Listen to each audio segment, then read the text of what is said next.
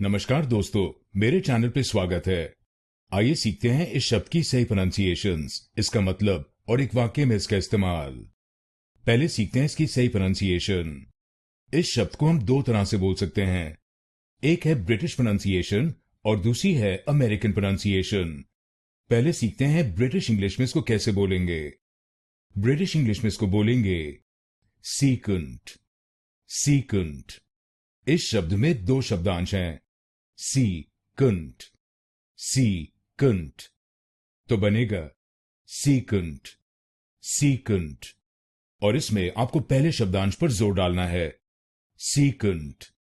सीकंट। अब सीखते हैं इसकी अमेरिकन प्रोनाउंसिएशन। अमेरिकन इंग्लिश में इसको बोलेंगे सी कैंट। सी कैंट। अमेरिकन प्रोनाउंसिएशन में भी दो शब्दांश हैं, लेकिन इसमें दूसरे शब्दांश में फर्क है, सी कैंट। सी कैंट। तो बनेगा सी कैंट। सी कैंट। और इसमें भी आपको पहले शब्दांश पर जोर डालना है, सी कैंट। सी कैंट। अब आप जान गए इस शब्द की दोनों प्रोनाउंसिएशंस। ब्रिटिश इंग्लिश में सी कैंट और अमेरिकन इंग्लिश में सी कैंट। आगे हम सीखेंगे इसका मतलब और एक वाक्य में इसका इस्तेमाल।